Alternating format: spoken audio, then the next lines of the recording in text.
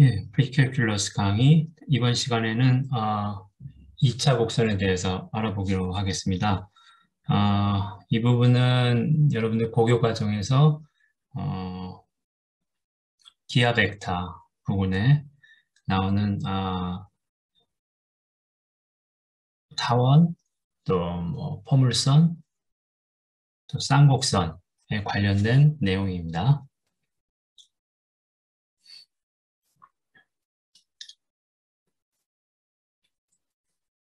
영어로는 이제 2차 곡선이 여기 보면 뭐 같이 quadratic curve라고 이렇게 씁니다. quadratic이라는 게 이제 뭐 2라는 두 번을 반복했다는 이런 뜻이 quadratic에 들어와 있는데요. 일단 내용을 한번 보죠. 우리가 이제 흔히 평면상에 그러니까 R2라고 불리는 실수 평면상에 도형들을 나타내기 위해서 우리가 그 도형의 방정식이라는 것을 사용을 합니다. 예를 들면 직선 같은 경우에 여기 직선인지 얘가 있죠. 그래서 이 직선은 기울기가 A이고 그 다음에 점 P, Q 좌표가 P, Q인 점을 지나는 직선이라고 해보죠. 그러면 이 직선의 방정식을 우리 구할 줄 알죠? 그래서 y 빼기 q는 a 곱하기 x 빼기 p. 그래서 뭐 한쪽으로 이제 정리를 하면 y는 ax 더하기 ap 더하기 q 이렇게 돼요. 그래서 여기 식을 보면 이 식은 이제 이거를 우리가 이 직선 L의 방정식이라고 부르죠. 그래서 모양을 보면 변수가 일단 두 개가 들어가 있어요. y하고 x.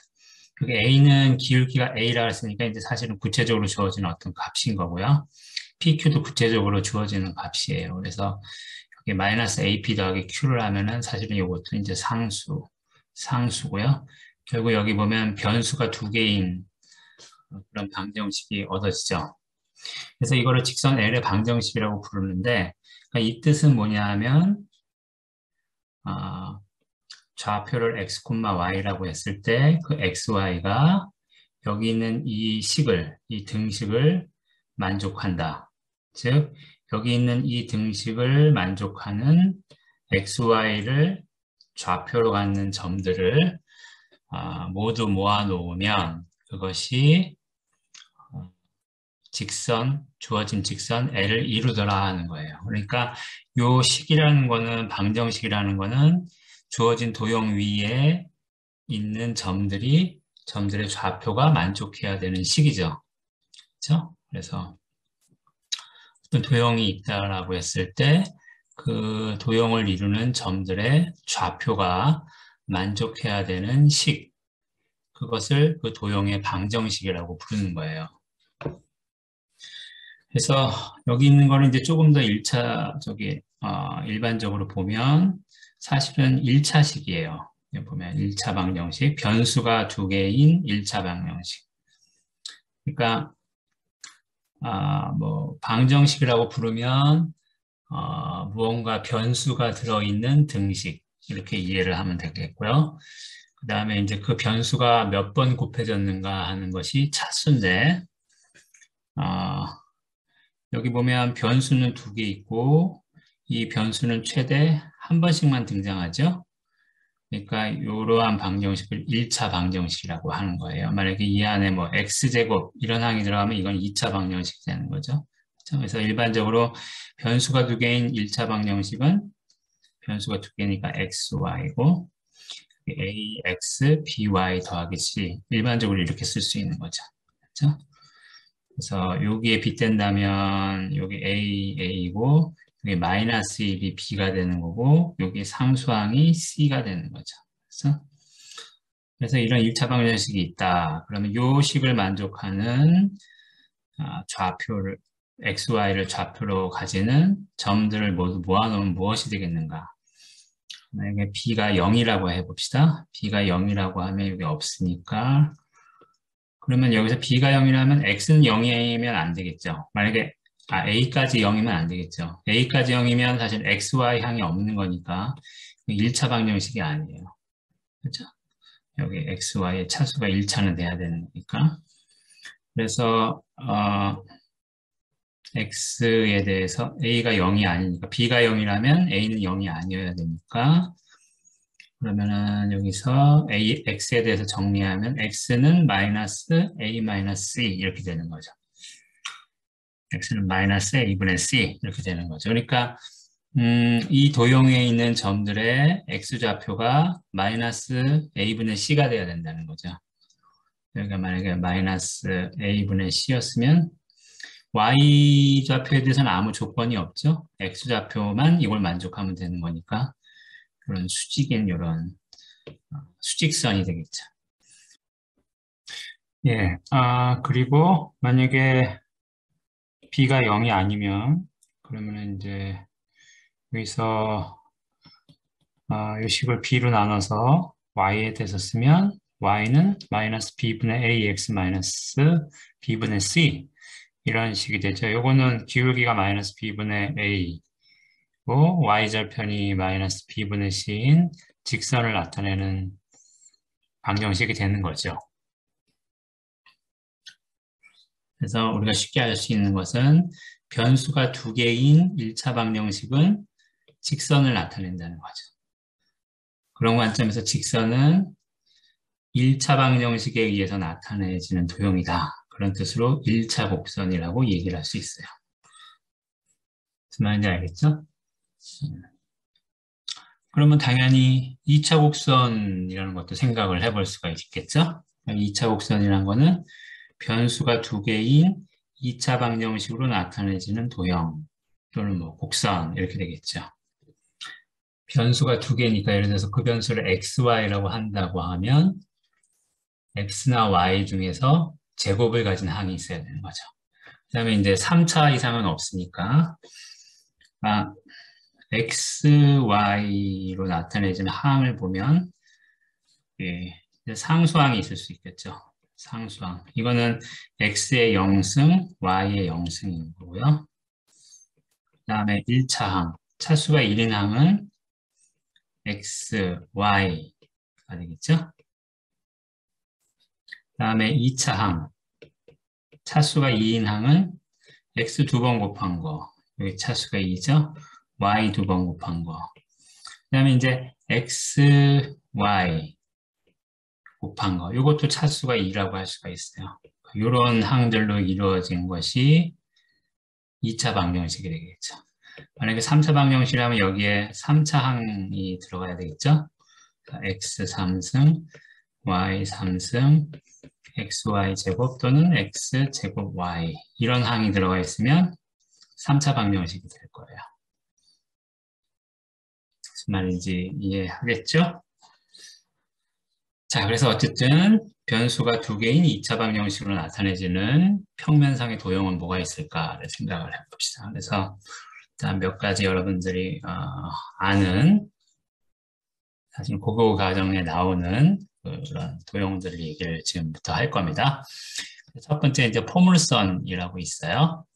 포물선은 영어로 parabol라라고 해요. parabola. 자, 여기는 어떠냐 하면 자, 일단 방정식에 의한 정의가 있고 어떤 말로 하는 정의가 있을 수 있는데 포물선은 기본적으로 점과 직선이 하나 주어졌을 때 정의되는 겁니다. 그래서 점, 그리고 주어진 점이 F라고 하고 XY 좌표를 F1, F2라고 합시다. 그 다음에 직선이 하나 주어졌어요. 그러면 자, 포물선이라는 건 어떤 점들의 집합인데 그 점으로부터 F, 점 F까지의 거리와 그 점으로부터 직선 L까지의 거리가 동일한 것들. 그렇죠? 그래서 포물선은 점과 직선이 하나 주어지고 그 주어진 점과 직선까지의 거리가 일치하는 것, 크기가 같은, 거리가 같은 것들, 같은 점들의 집합을 포물선이라고 불러요. 그러니까 여기 뭐 대충 제가 예로서 그렸는데 점이 하나 주어져 있죠. F, 그다음에 직선이 하나 주어졌어요. 그래서 여기는 점 P는 F까지의 거리나 직선까지의 거리. 직선까지의 거리라는 건 그 점에서 직선에 수직선을 그었을 때 그 수직선의 길이가 되겠죠? 그래서 그 두 거리가 일치하는 점들을 생각하는 거죠. 그래서 그 점들을 모두 모아놓으면 하나의 곡선이 이루어지는데 그것을 포물선이라고 해요. 그래서 이제 뭐 여기 대충 그린 겁니다. 이런 식으로. 그래서 이걸 여기 애초에 주어진 점 F를 이 포물선의 초점, 그러니까 focus라고 하고, 그 다음에 주어진 직선을 보통 우리 준선이라고 합니다. 준선. 그래서 영어로는 directrix 이렇게 부르기도 해요. 자, 그런데 이제 이렇게 말로만 요 도형을 나타낼 게 아니고 요 도형의 방정식을 한번 구해 보기로 하죠. 일반적으로 요 조건을 만족시키는 점 P의 좌표를 XY라고 합시다. 그러면 이렇게 거리가 같으니까 거리는 양수이거나 0이니까 제곱을 하더라도 같아야 되겠죠? 그럼 PF의 제곱은 좌표들끼리 빼서 제곱해서 더하면 되겠죠. 그렇죠? 그래서 X 빼기 F1의 제곱, Y 빼기 F2의 제곱이 될 거고요. 그 다음에 이제 요 직선으로부터, 요 점으로부터 요 직선까지의 거리. 여러분들 점으로부터 직선까지의 거리 공식을 알고 있을 걸로 생각하는데요. 그래서 여기 A제곱, B제곱. 여기 AX. 여기는 X가 아니고요. 요 A와 주어진 점 X. 요 B와 주어진 점 Y 더하기 C의 제곱. 요게 이제 PL의 제곱이 됩니다. 그래서 이 식을 이제 우리가 풀어서 정리를 해보는 거죠. 그렇죠? 그래서 뭐 여기 분모를 양면에 곱해가지고 요렇게 자 여기서 나오는 거죠. 또 요렇게 그다음에 여기 상수항 F1제곱 F2제곱 나오죠. 그거 이제 A제곱 더하기 B제곱에 곱한 거고 오른쪽은 이제 이렇게 될 거예요. 그래서 이 식을 우리가 정리를 해보면 자 여기서도 사실은 바로 볼 수 있는데 기본적으로 이 식은 2차식이에요. 그러니까 X제곱항이 있을 수도 있고 Y제곱항이 있을 수도 있고 XY항이 있을 수도 있어요. 어쨌든 여기는 B제곱, A제곱 중에 하나는 0이 아니어야 돼요. 만약에 A, B 모두 0이라고 하면 이거는 C는 0이라니까 이거는 직선의 방정식이 안 되죠. 여기 또는 A, B 둘 중에 하나는 0이 아니어야 되는 거죠. 그렇죠? 그러니까 A, B 둘 중에 하나가 0이 아니라면 요 세 항 중에 하나는 0이 아니게 되겠죠. 즉 여기 2차 항이 들어있다는 얘기예요. 나머지는 다 1차 항이 되겠죠. 따라서 포물선은 기본적으로 2차 곡선인 걸 알 수가 있는 거예요. 2차 방정식으로 나타내진다는 걸 알 수가 있는 거죠. 제가 이거 이제 요거를 제대로 정리하지 않은 이유는 이제 상황에 따라서 이 식이 좀 복잡하게 나오기 때문에 일부러 정리하지 않았고 다음에 여기서 보여주고자 하는 것은 포물선이 2차 방정식으로 나타내어진다는 얘기를 하고자 하는 겁니다. 그래서 일반적으로 여러분들이 잘 알고 있는 포물선들이 있어요. 예를 들면 여기 초점을 Y축상의 점으로 놓고요. 그 다음에 준선을 이 X축에 평행한 걸로 놓고 그 다음에 요 거리하고 요 거리하고 이렇게 같게 놓을게요. 이게 F죠? 그렇죠? 자, 그래 놓고 요 식을 적용을 해보면요. F1은 0이고 F2는 F죠. 여기서 그 다음에 여기서는 A는 0인 거고 B가 1인 거고 C가 F인 거죠. 그렇죠? 그래서 이렇게 그래서 이 식을 정리하면 이렇게 되고 오른쪽은 이제 이렇게 되겠죠. 그래서 Y 제곱항이 사라지는군요. 그렇죠? 그래서 Y에 대해서 이 식을 정리하면 Y는 4F분의 X제곱 이렇게 되겠죠. 그렇죠? 요건 이제 딱 정해진 값이죠. 그렇죠? 양수고요. 그래서 x가 0일 때는 y 값이 0이었다가 x의 절대값이 커지면 y 값도 커지는 거죠. 그렇죠? 그래서 여러분들이 이게 보통 아는 그 포물선, 뭐 y는 ax 제곱 이런 꼴의 그래프가 얻어지는 거죠. 그러니까 그것도 포물선인 거예요.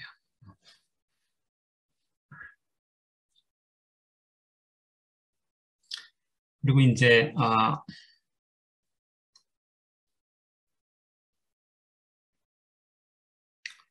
보통 이런 식으로 한번 봅시다. 이것도 2차식이죠. 2차식인데 이걸 이제 가만히 잘 정리를 해보면요. 이렇게 정리할 수 있죠. 여기를 완전 제곱항이 되도록 완전 제곱항에 포함되도록 만드는 거죠. 그러면 마이너스 4분의 b의 제곱만 이렇게 나오니까 이렇게 쓸 수 있죠.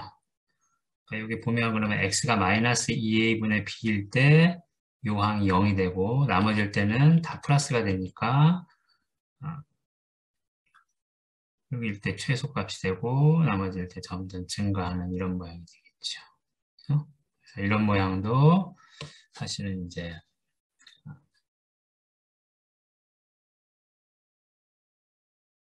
포물선에 해당하는 거죠. 그렇죠?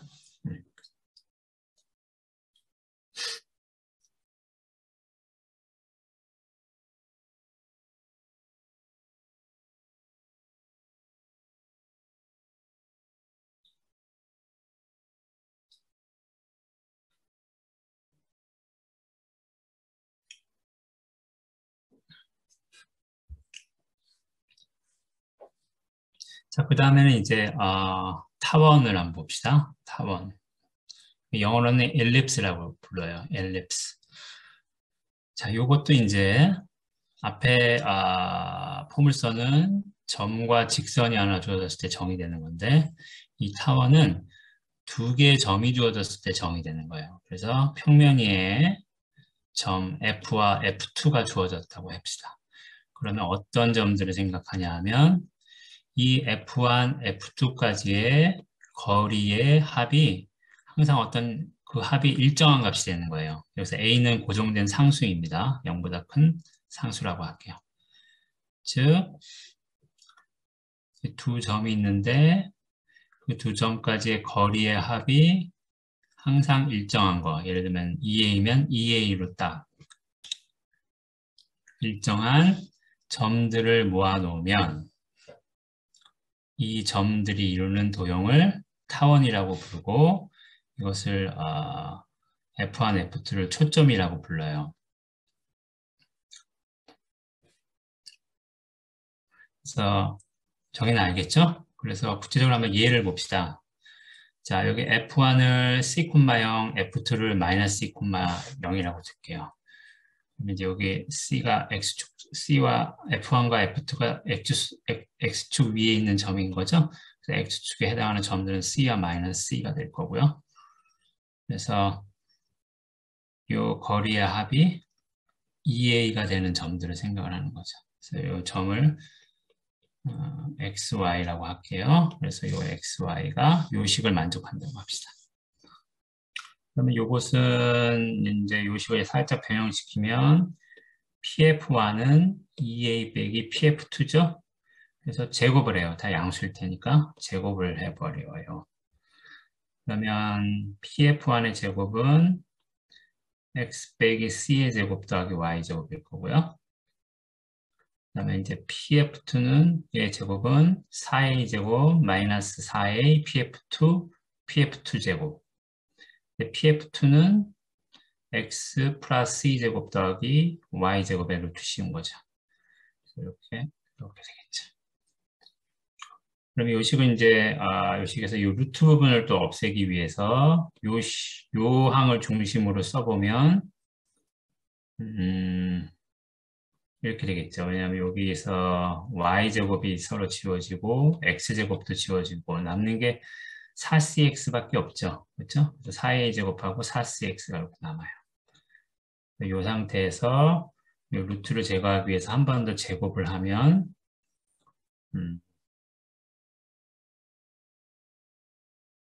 여기 하기 전에 4a로 나눌게요. 4a로 나누면 여기가 a가 되고 여기는 a분의 cx가 되겠죠.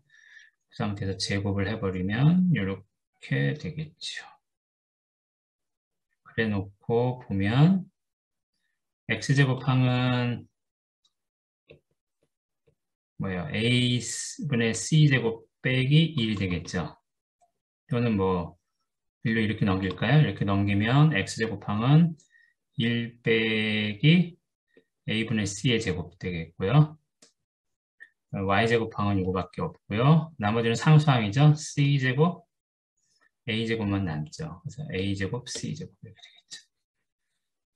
그렇죠? 그래서 만약에 a하고 c하고 같다. a하고 c하고 같다. 그러면은 이거 다 0 되죠. 이거 0 되고 이것도 0 되고 y제곱이 0이네요. 그렇죠?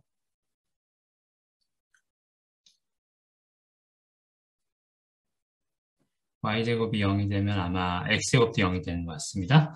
그래서 뭐 이렇게 한 점밖에 없어요. a하고 c하고 같아버리면 요 식을 만족하는 점은 하나밖에 없어요. 그래서 요거는 우리가 일단 특수한 경우로서 이때는 이제 생각하지 않고요. 이거는 무슨 도형을 이루지 않잖아요. 점이 하나밖에 없으니까. 그 다음에 만약에 a가 c보다 작으면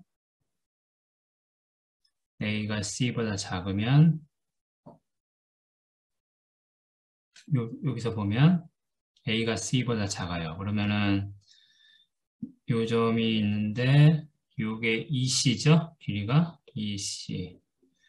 그 다음에 요 두 거리의 합이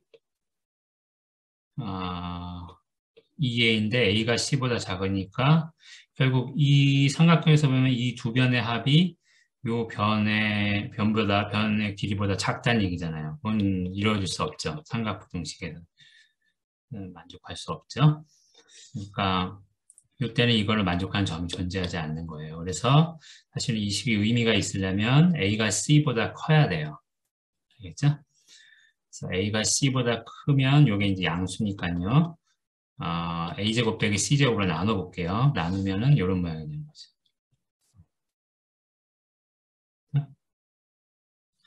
그래서 요 a제곱 빼기 c제곱을 b제곱이라고 나와볼게요. 그러면 이제 이런 모양이 되는 거죠.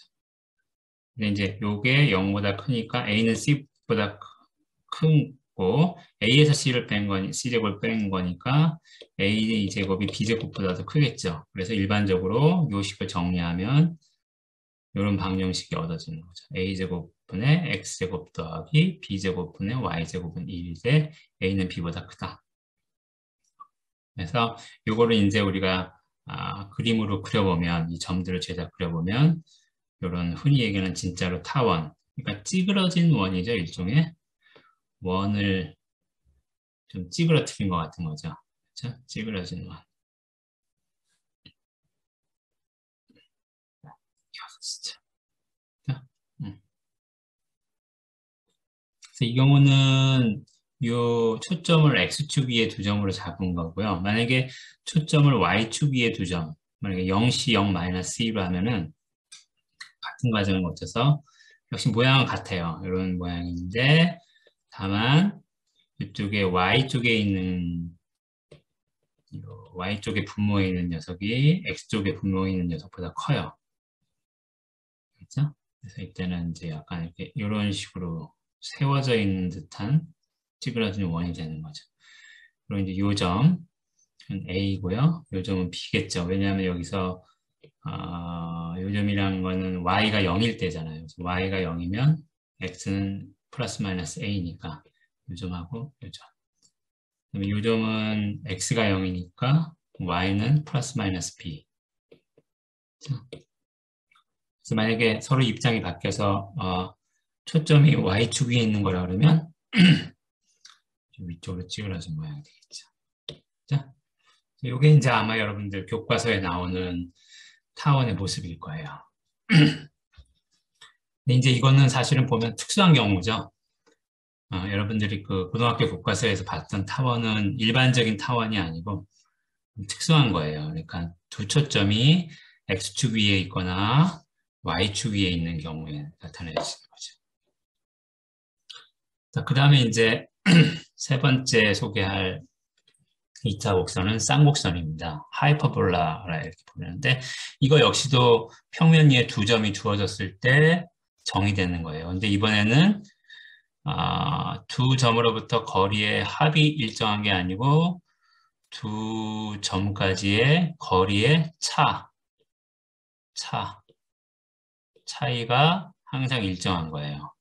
이런 것을 쌍곡선, 하이퍼볼, 그래서 이러한 식을 만족하는 점들을 다 모아놓으면 어떤 곡선을 만드는데 그 곡선을 쌍곡선이라고 부르고 F1, F2를 쌍곡선의 초점이라고 부를 겁니다. 이것도 역시 거리의 차이니까 이제 절대값을 붙여놓은 거라서 A는 0보다 큰 상수가 돼야 돼요.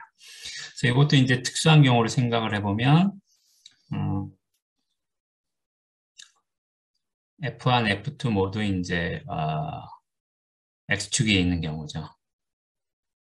그러면 이 식을 풀면 PF1은 PF2 플러스 마이너스 2A죠. 이 식을 만족하는 P의 좌표를 XY라고 해놓고 이제 제곱을 여기 집어넣어서 계산을 하면 이게 되겠죠. PF1은 제곱은 그다음에 이제 PF2 그다음에 이제 제곱한 거니까 그래서 플러스 마이너스 4A의 PF2 4A 제곱 이렇게 되겠죠. 그래서 요 PF2에 대해서 정리를 해보면 이런 꼴이 될 거예요. 왜냐면 여기서 X제곱, Y제곱이 다 사라지거든요. 그래서 4A제곱하고 4CX만 남아요. 요거를 이제 4A로 또 나눕니다. 그러면 A가 될 거고 요거는 A분의 CX가 되겠죠. 그 상태에서 이제 제곱을 하는 거예요. 이거를. 앞에 했던 거랑 비슷하죠? 그러면 PF2의 제곱은 X 더하기 C의 제곱 더하기 Y 제곱은 이런 꼴이 나오고 요거를 딱 다 전개를 하고요. 그래서 X제곱에 대해서 정리하면 이렇게 될 거고 Y제곱은 딱 개수가 1만 나오고 2CX는 사라지고 A제곱 빼기 C제곱만 남죠. 그래서 이거 역시도 만약에 A하고 C가 같으면은 그냥 점 P는 이걸 만족하는 점은 그냥 0,0 하나밖에 없어요. 그러니까 요거는 이제 생각하지 않고요. 그 다음에 A가 만약에 C보다 크다. A가 C보다 크다. 이게 또 삼각형을 생각하는 거죠. P, F1, F2가 이루는 삼각형을 생각을 하는 거죠. 그러면 초점 사이의 거리는 EC. 그다음에 거리의 차이가 우리가 2A인 거죠. 그러니까 하나를 D라고 하면 또 하나는 D 플러스 2A가 되겠죠. 이런 삼각형이 얻어지는데 만약에 이 두 변의 길이를 합치면 D 더하기 EC인데 지금 A가 C보다 크다고 그랬으니까 그러면 D 더하기 2A보다 작잖아요. 그러니까 두 변의 합이 한 변의 길이보다 작게 되는 경우가 나오니까 이런 경우는 있을 수가 없죠. 따라서 A가 C보다 작다라고 해야 될 거고 양면은 A제곱 빼기 C제곱으로 나누면 이렇게 되는데 이게 이제 양수인 거죠. 그래서 요거를 어떤 양수의 제곱이라고 써도 되겠죠. 그래서 이렇게 나타나는 거죠. 그래서 A제곱분의 X제곱 빼기 B제곱분의 Y제곱은 1 이런 식이 얻어집니다.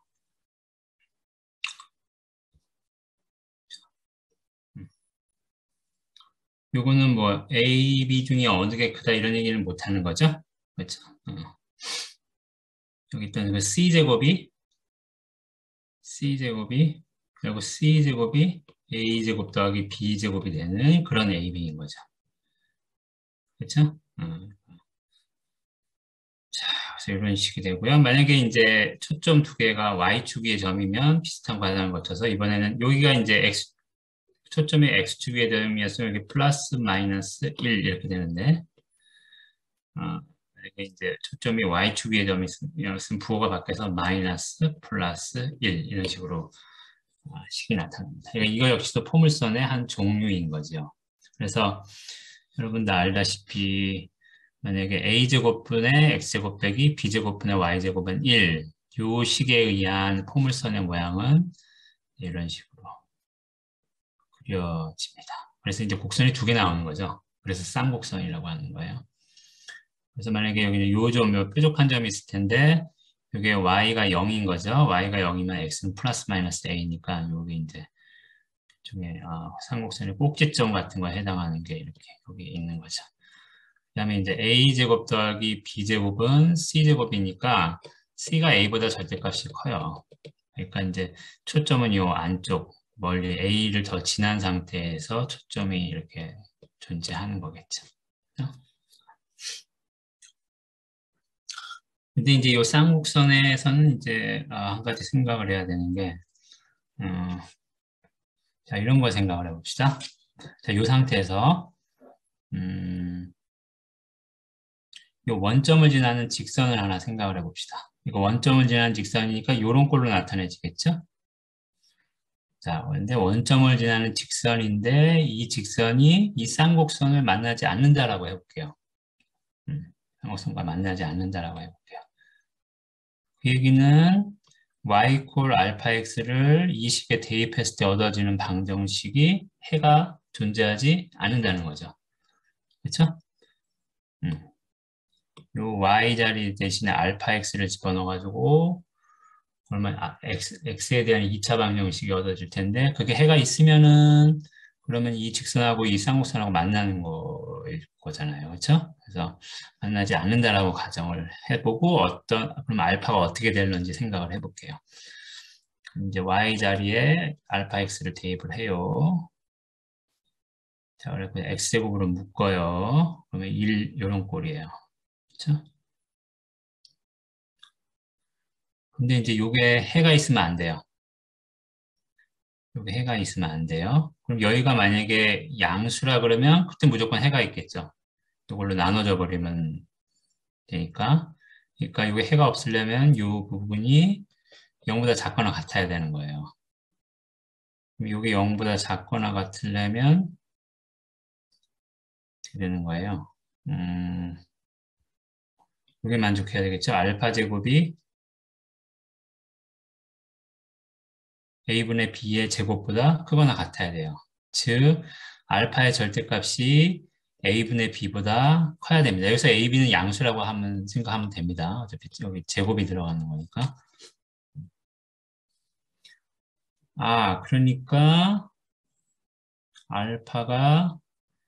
그러니까 요 직선의 기울기가 a분의 b보다 크거나, 그죠? 알파가 양수인 경우에. 그럼 여기 a분의 b일 때는 안 만나는 거죠? 그렇죠? 그 다음에 기울기가 a분의 b보다 커지면 계속 안 만나는 거죠. 그렇죠? 근데 또 알파가 마이너스인 경우라면 마이너스 a분의 b일 때 안 만나는 거죠. 여기서 절대값이 더 커지면 또 계속 안 만나는 거죠. 즉 여기서 출발해서 요 사이에 있는 직선들은 요 쌍곡선을 만나지 않는다는 얘기예요. 그 얘기는 만약에 여기서 기울기가 a분의 b보다 조금이라도 작아버리면 그때 만난다는 거죠. 즉, 요 선에서 조금만 기울기가 작아버리면 만나고 요거 포함해서 기울기가 커버리면 안 만나요. 이 얘기는 이 곡선이 여기에 계속 접근한다는 얘기죠. 접근한다는 얘기는 한없이 가까워진다는 얘기예요. 만약에 요 a분의 bx라는 직선하고 요 쌍곡선하고 만난다. 그러면 a분의 b는 우리가 제시한 조건을 만족하지 않는 거죠.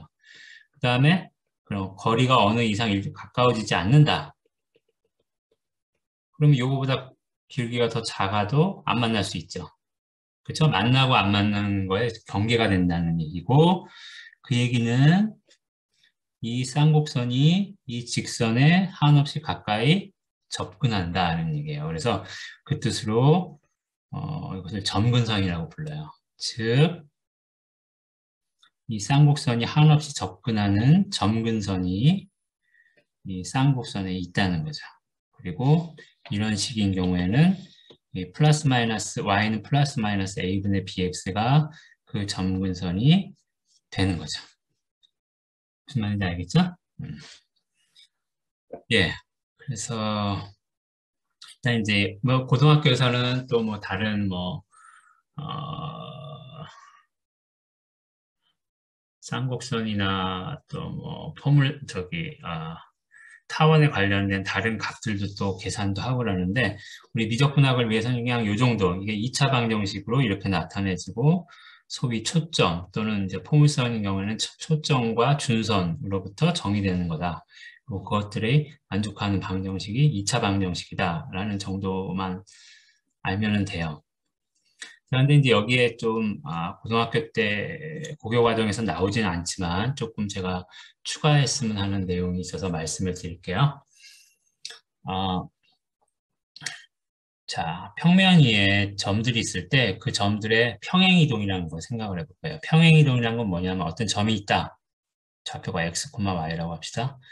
그럼 이거를 x축에 평행하게 뭐 알파만큼 움직이고 y축에 평행하게 베타만큼 움직였다. 그럼 좌표가 어떻게 돼요? x 더하기 알파, y 더하기 베타 되는 거죠. 그래서 그대로 그냥 x축, y축 방향으로 평행하게 x축에 평행하게 y축에 평행한 방향으로 점들을 또는 도형을 이동시키는 것, 그걸 평행이동이라고 해요. 그리고 이동되어지는 그 점의 좌표의 변화를 보면 그냥 동일하게 x좌표의 어떤 동일한 값, 상수 알파, y좌표의 동일한 값, 어떤 베타 이렇게 이런 식으로 더해주는 걸로 나타내지고요. 이제 의미적으로 보면 어떤 도형이 있다 그러면 균일하게 옮겨주는 거기 때문에 이 도형에 있는 점들 사이의 거리가 바뀌거나 하진 않죠. 그렇죠. 그래서 이게 포인트는 뭐냐면 모양이 안 바뀌어요. 평행이동을 시키면 어떤 도형을 평행이동시키면 이걸 그냥 x축 방향으로 얼마만큼 y축 방향으로 얼마만큼 그대로 가는 거기 때문에 점들의 상대적인 거리들이 변하지 않죠. 그래서 모양도 그대로 유지가 된다고 하고 크기도 그대로 유지가 돼요. 그게 이제 평행이동의 특성입니다. 도형의 모양과 크기가 변하지 않는다. 평행이동을 시키면. 그러면 이제 우리 여기 나타났던 우리가 소개했던 2차 곡선들을 평행이동하면 어떻게 되는가? 즉 방정식이 어떻게 바뀌는가를 봅시다. 자, 예를 들어서 어떤 자, 요 방정식이 있어요. 요거는 이제 타원의 방정식이죠. 타원의 방정식이 있고 여기 위에 있는 점의 좌표를 x, y라고 하는 거죠.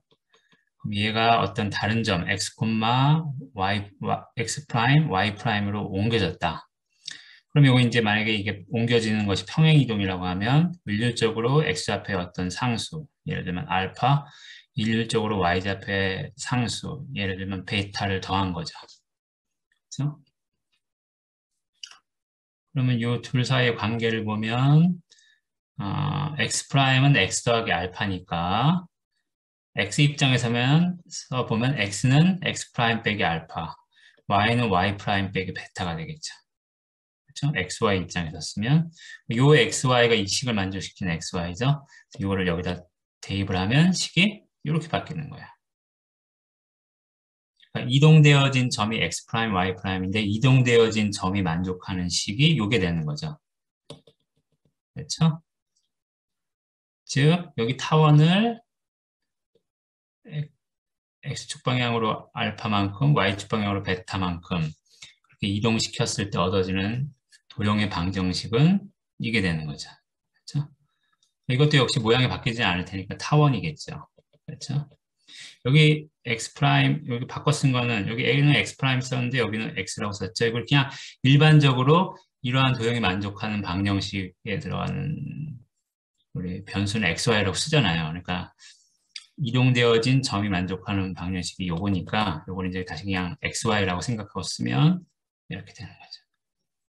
즉 이렇게 생긴 이런 타원을 평행 이동시키면 그것도 역시 타원인데 방정식이 이렇게 바뀌는 거죠. 즉, 이 안에 마이너스 알파, 마이너스 베타만큼 집어넣는 걸로요.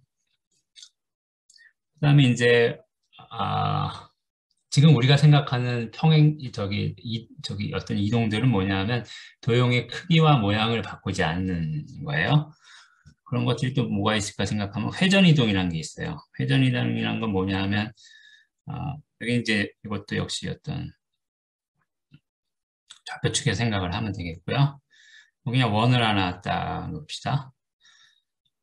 그럼 여기 점이 하나 있어요. x, y가.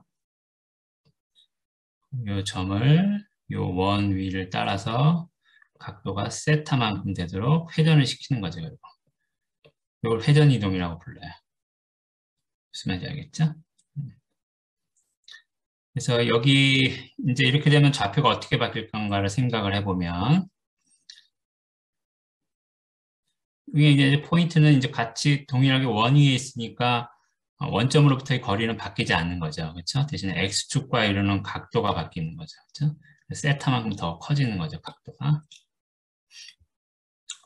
그래서 좌표가 어떻게 변할지 보면 이제 여기 있는 녀석을 xy라고 했죠. 그래서 요게 요 선이 요 x축과 이루는 각도를 세타 1이라고 하면 이 xy 좌표는 각각 x는 이렇게 r이니까 요 r은 x제곱 더하기 y제곱입니다. 이 원의 반지름 있죠? 그러면 이렇게 생각을 하면 x좌표는 r 코사인 세타가 되겠죠? y좌표는 r 사인 세타가 되겠죠. 세타 1. 그 다음에 이제 x 프라임은 어떻게 되겠어요? 똑같이 r에다가 각도가 세타 1에서 세타만큼 더 커진 거죠. 그래서 x 프라임은 r 코사인 세타 더하기 세타 1이에요. 그래서 요거를 여기다가 우리가 아까 저번 시간에 배웠던 코사인의 합사 공식을 적용하면 이렇게 쓰여지겠죠. 또 y 프라임은 r sin 이만큼이니까 세타 더하기 세타 1이 되고 또 합사 공식을 쓰면 이렇게 써져요. 그러니까 여기서 이제 생각을 해보면 x 프라임은 어떻게 될 건가? 그래서 r 코사인 세타 1 하면 x죠. x에다가 코사인 세타 곱한 거. 그 다음에 여기 r 사인 세타 1 하면 y죠. y죠. y에다가 사인 세타 곱한 거. 이런 모양. y 프라임도 마찬가지예요. r 코사인 세타 1에 사인 세타 곱한 거. r 사인 세타 1에 코사인 세타 곱한 거. 즉 x 곱하기 코사인 세타 빼기 y 사인 세타. 바뀌어진 y좌표는 x 사인 세타 더하기 y 코사인 세타 이렇게 되겠죠. 자, 그래서 요게 이렇게 되지만 요 식을 이제 우리가 xy에 대한 식으로도 바꿀 수 있겠죠. 그래서 x는 얼마, y는 얼마. 바꿔서 해보면 그 식을 연립방정식 풀어보면 x는 x 프라임 코사인 세타, y 프라임 사인 세타가 되고요. y는 마이너스 x 프라임 사인 세타, y 프라임 사인 세타, 코사인 세타가 돼요. 이 식을 여기 xy 자리에다 집어넣는 거죠. 집어넣으면 어떻게 되겠어요? 여기 어떤 숫자 상수가 들어가고 x 프라임, y 프라임 있는 모양이죠. 여기 코사인 세타, 사인 세타를 AB라고 쓸게요. 어떤 상수라고 생각하고 기본적인 모양을 보려고 하는 거예요. 이렇게 또 AX 프라임 더하기 BY 프라임. 그 다음에 여기 서로 부호만 바뀌었죠. 여기는 같고 여기는 마이너스 BX 프라임 더하기 AY 프라임. 제곱은 1. 이렇게 돼요. 그러니까 일반적으로 보면 회전을 시키면 식이 이렇게 되는 거죠. 본래 식은 요거였는데 회전을 시켜서 얻은 도형의 방정식은 a제곱분의 ax 더하기 by제곱 b분의 bx 마이너스 bx 더하기 ay제곱 이렇게 되는 거죠. 그렇죠? 그러니까 이제 여기 원래 본래 요거 이제 본래 이렇게 타원이 있었는데 요거를 세타만큼 회전시킨 거죠. 그렇죠? 회전시키면 축도 회전되어지게 초점이 포함되어 있는 축 직선도 회전되는 거죠. 되고 여기에 대해서 이렇게. 네, 여기서 보면 여기 코사인 세타, 사인 세타를 AB라고 놨으니까 사실은 코사인 제곱 더하기 사인 제곱이 1이 돼야 되니까 그래서 AB가 만족해야 되는 식은 이거 large AB가 만족시켜야 되는 식은 A제곱 더하기 B제곱은 1이다. 이제 이런 식이 되겠죠. 그래서 어쨌든 회전되어진 타원의 방정식은 이런 꼴이다. 실제로 이거를 우리가 전개를 하면 어떻게 되겠어요? 뭐 x제곱의 항도 나오고 y제곱의 항도 나오는데 특별히 x 곱하기 y 항도 있겠죠. 그렇죠? x 곱하기 y 항도 여기서 나오는 거예요. 그렇죠? a, b가 같지 않다면 살아있겠죠. 이제 제가 하고 싶은 얘기는 뭐냐 하면 이제 여러분들이 고등학교 때 배웠던 타원의 식은 이런 꼴, 즉 뭐 x 저기 초점이 원점, 뭐 초점이 x축 위에 있다거나 y축 위에 있는 거겠지만 사실은 타원이 이런 것만 나타내지는 게 아니고 초점을 포함하는 직선이 x축이나 y축이 아닐 수도 있는 거죠. 그렇죠? 지금 뭐 일종의 그런 경우면 반듯하게 이렇게 x제곱항, y제곱항만 나오는 게 아니고 여기서 보는 것 같이 x, y 항도 있을 수 있는 거예요. 어쨌든 2차식이죠. 그렇죠? 그래서 일반적으로는 이런 모양이 있을 수 있다. 그럼 이제 회전도 시키고 평행도 시켰다.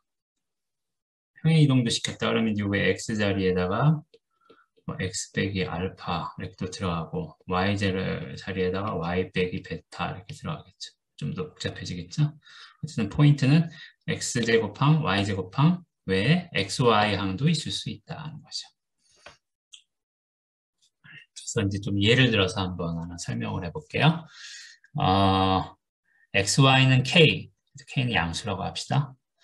요 식을 만족하는 곡선이 어떤 건가를 생각을 해봅시다. 이거 금방 여러분들이 알 수는 있어요. y는 x분의 k니까 x값이 양수인데 0에 가까우면 값이 한없이 커지겠죠. 분모가 0이 되니까 x값이 한없이 커지면 분모가 한없이 커지는 거니까 값이 0으로 접근하겠죠. 그래서 양수인 경우는 이렇게, 음수인 경우는 이제 이렇게 나타나는 걸 우리가 알 수가 있어요. 여러분들이 많이 봤던 형태예요. k에다 부채적인 숫자만 집어넣는다. 자, 근데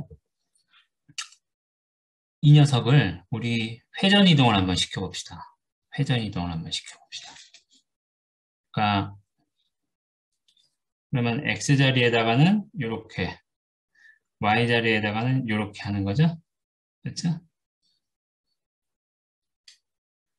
x 자리에다가 이렇게, y 자리에다가 이렇게 놓는 거예요. 회전 이동 시킨 것을 방정식은 이건 이제 전개를 하면 x제곱항은 요거, y제곱항은 이거, xy 양은 코사인 제곱 빼기 사인 제곱이 되겠죠. 개수가 k. 예를 들어서 만약에 세타가 마이너스 4분의 k면 세타가 마이너스 4분의 k라는 얘기는 뭐예요? 반시계 방향으로 4분의 파이만큼 회전 이동시켰다는 거죠. 여기가 마이너스니까. 시계 방향으로 4분의 파이만큼 회전 이동시켰다는 거예요. 그래서 특별히 세타가 만약에 4분의 파이면 4분의 파이만큼 회전 이동시키면 어떻게 돼요? 이렇게 되는데 회전 이동시키면 요걸 보면 알 수 있죠. 세타가 마이너스 4분의 파이면 여기가 각각이 루트 2분의 1이니까 루트 2분의 1의 제곱 빼기 여기도 루트 2분의 1의 제곱. 여기 이제 마이너스니까 사인 부분에서 마이너스가 나오겠죠. 죄송합니다. 제곱이 돼야 되겠죠. 그 다음에 이제 코사인 절대값하고 사인 절대값은 같겠죠. 그래서 요 항이 0이 돼요. 그러니까 xy 항이 지워진다고요. 이런 모양이 돼요. k가 0보다 크다 그랬으니까 이걸 잘 쓰면 2k분의 x제곱 빼기 2k분의 y제곱은 1. 우리가 앞에서 봤던 특수한 형태의 포물선이 되는 거죠. 요거는 이제 초점이 x축 위에 있는 포물선인 거죠. 즉, 딱 요 포물선이 되는 거죠. 마이너스 4분의 파이만큼 회전 이동시키면. 무슨 얘기를 하고 싶은 거예요, 제가 지금? 그러니까 이 녀석도 포물선이라는 얘기죠. 그렇죠? 그러니까 이런 표준적인 모양의 포물선을 4분의 파이만큼 회전 이동시킨 거죠. 회전 이동시키면 요게 4분의 파이만큼 회전 이동되면 이렇게 되는 거죠, 축이. 그래서 요것도 포물선이다. 쌍곡선이다. 그죠? 다만 회전 이동시켰을 뿐이다. 그럴 땐 식이 제곱항이 아예 없죠? 대신에 2차항이 있긴 있어요. XY항이 있으니까. 이런 2차식으로도 포물선이 나타내진다. 쌍곡선이 나타내진다는 거예요. 무슨 말인지 알겠죠? 그래서 제가 이제 요 평행이동, 회전이동 하면서 하고 싶은 말은 여러분들 고등학교 때 배웠던 대로 포물선의 식이 뭐 이렇게 된다든지 뭐 이렇게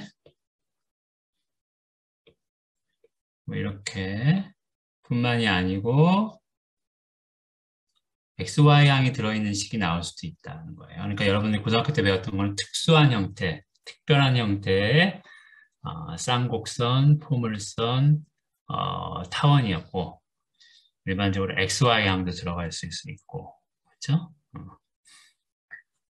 그래서 어쨌든 다른 모양들도 얼마든지 있을 수 있다는 거를 얘기를 하고 싶은 겁니다. 그래서 여러분들 요 예가 아주 좋은 예인 거예요. 전혀 우리가 배웠던 쌍곡선의 방정식이 아닌 것 같지만 사실은 따져보니까 쌍곡선이더라 이거죠. 오케이? 예. 자, 그 다음에 예를 하나 더 볼까요? 요거는 어때요? 요거 시계, 아이고, 이거는 시계 좀 복잡하죠? 제곱항도 있고요. XY항도 있고, XY가 홀로, XY에 대한 1차 항도 있네요. 그럼 요게 나타내는 도형은 어떤 것일까 생각을 해봅시다. 이거 좀 테크니컬해요. 그래서 그냥, 이걸 어떻게 이렇게 바꿨지? 이런 거를 생각을 너무 하지 말고, 그냥 쭉 한번 따라가면서, 이게 도대체 어떤 것일까 한번 그것만 예시해서, 주목해서 보면 될 것 같아요. 그래서 여기다가 제가 얘가 이제 이런 가정을 하는 거죠. 우리가 알고 있는 그 쌍곡선, 타원, 뭐 포물선, 네, 우리가 알고 있는 그 모양에서 회전 이동도 하고 평행 이동도 한 것일 거다. 이렇게 가정을 한번 해보는 거죠. 그러니까 그렇게 되면 뭐 평행 이동도 하고 회전 이동도 하고 뭐 이런 식으로 XY가 바뀌었겠죠. 그렇죠? 그래서 X자리에다가 요걸 집어넣고요. Y자리에다가 요걸 집어넣을게요. 이거는 뭐예요? 회전이동도 하고 평행이동도 한 거죠. 그렇죠? 했을 때 좌표의 변화죠. 그러면 이제 5X제곱 자리에다가 요걸 집어넣는 거예요. 그럼 뭐 이렇게 좋았고요. 5Y제곱 자리에다가도 요걸 집어넣는 거예요. 집어넣으면 일단은 가만 보면 요거하고 요거하고 이렇게 해서 서로 상쇄가 되죠? 그래서 요건 일단 날라가고요. 그다음에 이제 6xy 자리에다가 요거 두 개를 곱한 거를 이제 넣어서 정리를 해보면 한번 여러분들이 해보세요. 제가 아니면 뭐 그냥 바로 쓸게요. xy 곱한 거니까 이렇게 곱하면 이렇게 곱한 거와 이렇게 곱한 거를 비교를 하는 거죠. 이제 여기 공통적으로 x 빼기 알파, y 빼기 베이라가 있을 거고 차이는 코사인 제곱하고 사인 제곱만큼 차이일 거예요.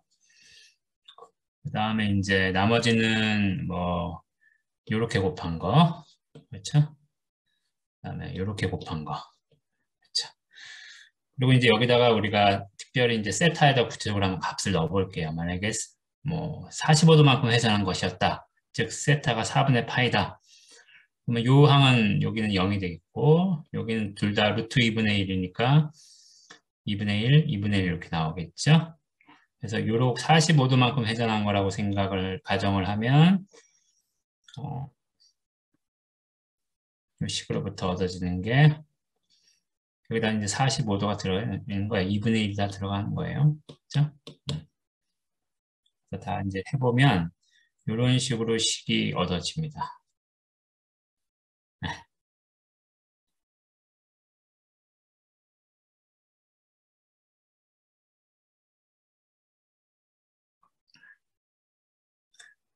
그래서 한번 쭉쭉쭉쭉 해보면 최종적으로 얻어지는 식이 이렇게 될 거고요. 이거는 이제 우리가 아는 모양으로 이렇게 바꿀 수가 있어요. 그럼 이거는 어떻게 되는 거예요? 1분의 x제곱분의 4분의 y제곱은 1. 이렇게 생긴 타원이죠. 위로 길쭉한 타원. 이 타원을 X방향으로 알파만큼, Y방향으로 뭐 베타 더하기 2루트만큼 그렇게 움직인 거죠.